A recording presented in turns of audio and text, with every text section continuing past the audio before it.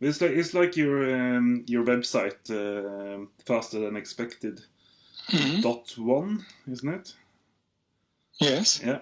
And I think the reason that everything is going faster than expected is that a lot of these UN agencies and a lot of these scientists in the climate panel, they are sort of holding back on some of the most scary feedback mechanisms that are coming to fruition now.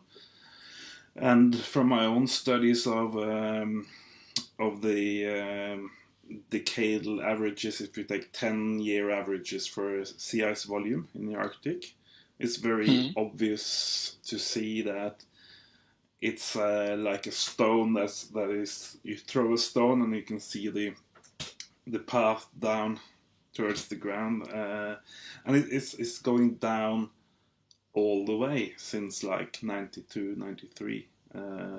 The 10-year average for the ice volume has just been going down every day. And I think it's very strange that you have to have this strange old guy up in Greenland playing with his computer to find that kind of clear sign of a tipping point many decades in the past. Why is nobody in the United Nations system doing that? Why don't we? Why does everybody who speaks about climate on television say that it's just a matter of choosing the right politician and then we can fix it and we can it's all in our hands? And I actually got a tip from one of my Facebook friends this morning. It was a new video from Yale Climate Connections. Yale, the university in America. Not closely. And it was a terrible propagandistic video, almost denialistic about methane. They used maybe an actor, I don't know, an actress, somebody who was worried about the methane bomb, and then you had lots of sort of doctors or experts who said, "Oh no, this is not dangerous, and it can't happen. Methane cannot be released because it's an endothermic reaction." That kind of abuse of science or abuse of scientific language. It's like when ocean water freezes into sea ice. That's an exothermic, the opposite of the reaction she was talking about. But following her logic, because when water freezes, it releases heat to the surroundings. So following her logic, the ocean could never freeze because it would be too hot from the exothermic reaction. So it was these YouTube videos on this methane bomb theory, right? That there was this mechanism where these methane hydrates will escape from like subsea permafrost or from shallow, the ESAS ice shelf, and create this runaway global warming effect. Now I know that all of these claims are overblown. Like, it's the methane bomb claims specifically. Like, obviously there's permafrost feedback, but in terms of like research that Carolyn Ruppel did. I'm Carolyn Ruppel, and I work for the US Geological Survey. I'm a marine geophysicist, and I lead the USGS Gas Hydrates project. People who may not be too aware of the thermodynamics of gas hydrates may believe that once you start triggering warming of those and breakdown of those deposits, you can't stop it. And in fact, the thermodynamics helps you a lot on this because of the nature of the reaction. It's an endothermic heat reaction. This is a problem when we try to produce methane from hydrates. It keeps shutting itself down, right? So it's not a situation where we trigger breakdown and that breakdown is going to suddenly, like the whole deposit's going to release its methane all of a sudden. That is not a scientifically sound worry. So it's like, you and I know that these Russian scientists, Shakova, or what's her name is? And Semiletov. Yeah, they have found that in the Arctic Ocean seabed in East Siberia. I think it's like a foot of thawing down into the seabed every year. So you thaw, because the ocean is warming up, you thaw another foot for every year, and even that's exponential. So that's also going further and further down. Yes, and that's exponential. And they in an interview, I can't remember the name of Shakova. What's the first name? Natalia Shakova. Yeah. Said that there is a kind of frozen layer on the sea ground of the Siberian Arctic shelf, and this layer hinders the methane from the sediments to come out of the ground. And this layer is now thawing because the water the water isn't very deep, around 50 meters or so, and it's the water temperature is growing very fast, and it's thawing, and there's methane bubbling out of the sea ground and the sediments. And she said there's no possibility to freeze it, only if it's exposed to the air, and the atmospheric temperature is very, very low. It can be frozen again. So it's not going to happen because we still have a lot of seawater, and we cannot send the water out to the moon or anything. So. Yes, these layers and these methane in the sediments has been frozen in a very cold range of time. I don't know when it was, and afterwards this Arctic Ocean expands over this old sea ground, and so it's impossible to refreeze it. Absolutely. If we would be able as a humanity or not, there's no chance to freeze it. No, it isn't. And this is only one little example of a feedback mechanism. The water is heating, and this layer is thawing, and more methane is coming out, and so on, and that's irreversible. Yeah. And this example is very. If you hear from somebody like Natalia Shakova, it's absolutely logical and clear. Yeah, it is, and I think we have already seen examples of Shakova and Semiletov being shut out from, for instance, the Royal Society of Science in England.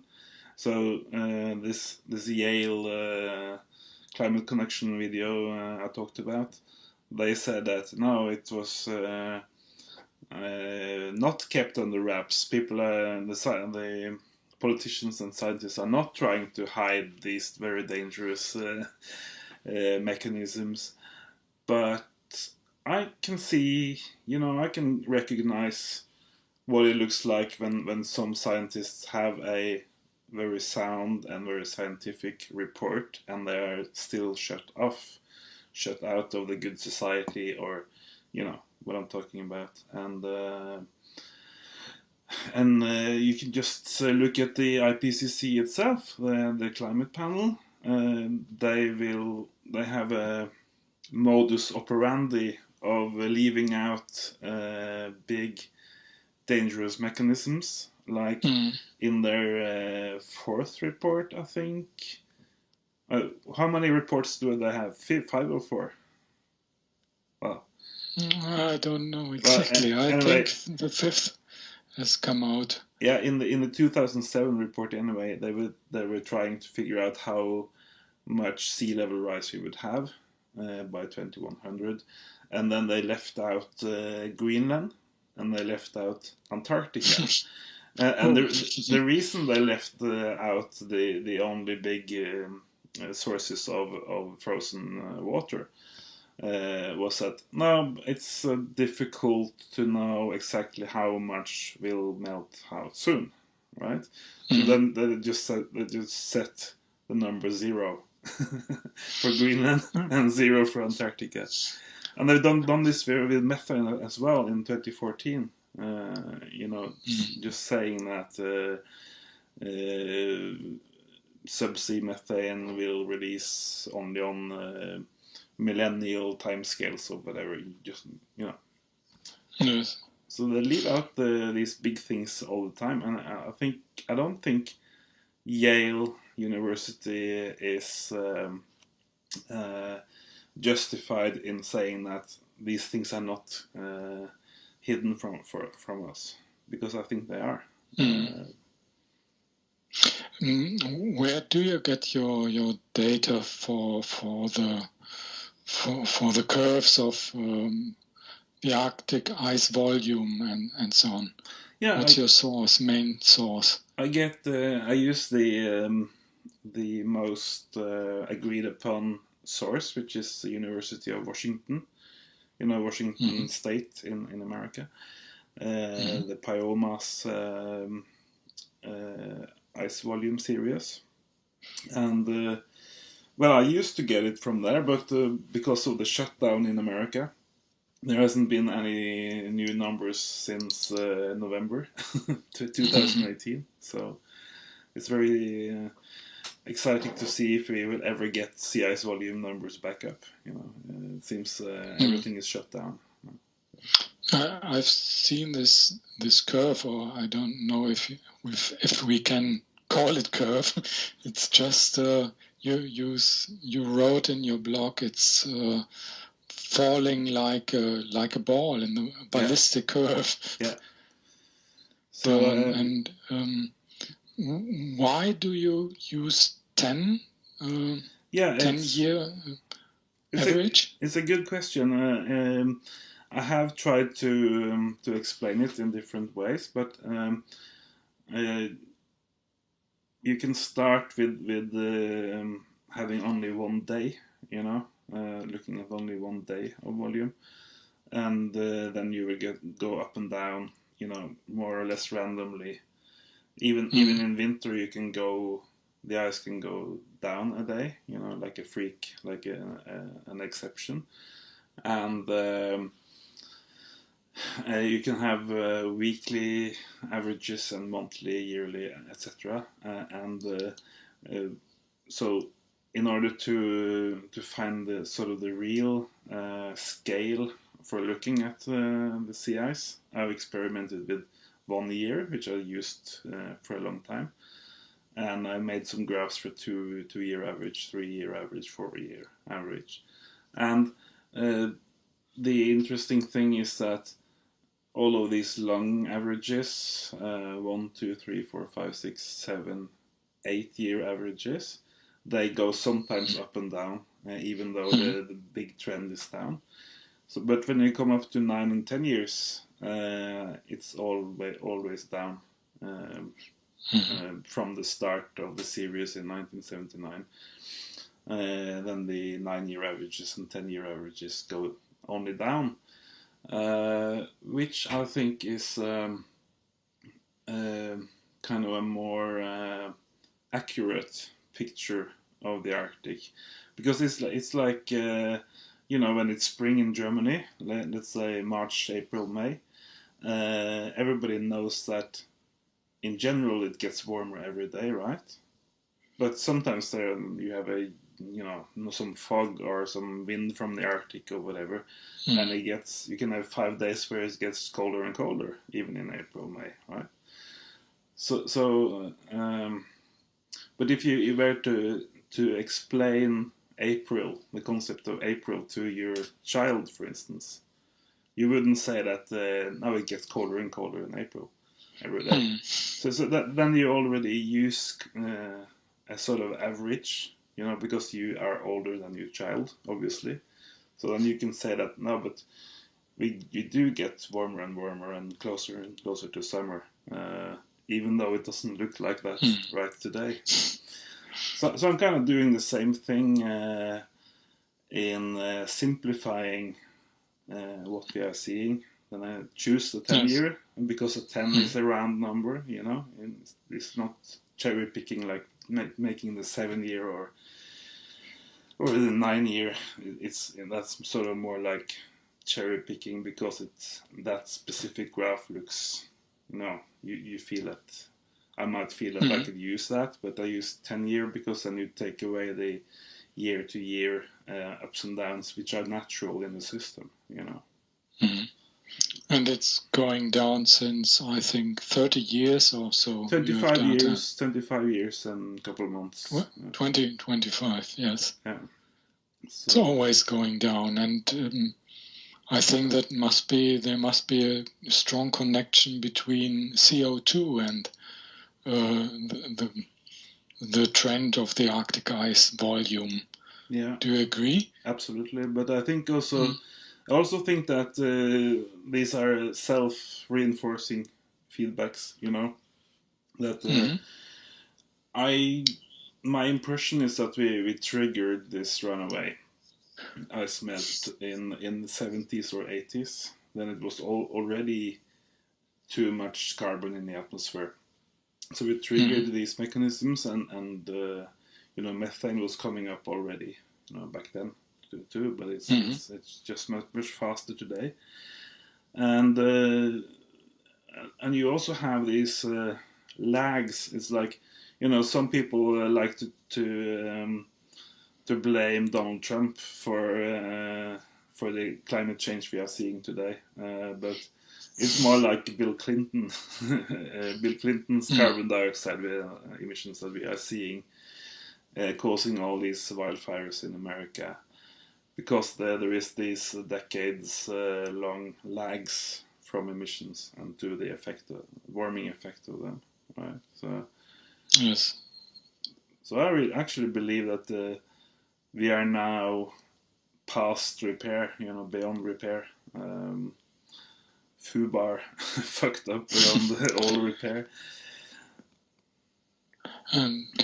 Yes, and the last years the methane is coming out more and more, and so we have this melting curves quite taller to come down, steeper. Yeah. And I think what this Yale climate connection, this USGS service scientist, what she left out when she was talking about the endothermic reaction of you know, oxidizing or burning methane hydrates to methane gas. What she left out there was obviously that it is self-reinforcing, because she left out the fact that when you get this methane into the Arctic atmosphere, it will heat more and faster, and then more methane from the seabed will get released. So she didn't talk about that, almost like the climate panel didn't feel like talking about the Greenland ice or the Antarctic ice. You know? So yeah. I analyzed the latest IPCC report as some kind of panic mode, you know, entering a panic mode, where they try to sell a story, or sell a narrative to the public. I think they were going on about we have 12 more years, you know.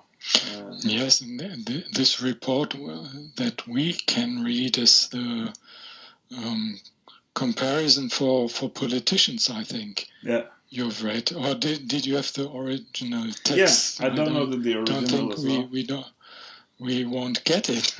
And for the politicians, nobody can say we have passed the point of no return, and we can slow it down, maybe not. Yeah. No, it seems very unanimous the tendency to say that it's all up to us what we do now. I think even James Hansen is quoted as saying that, and another guy in this Yale video said that it's almost entirely up to us. Which is, if you say that the fate of the climate change is almost entirely up to us, that means that you are saying that there are no runaway feedback mechanisms. There are no lags of carbon already in the atmosphere that haven't played out yet. So the public life or the political sphere seems to be moving away from science, almost like in a new dark age.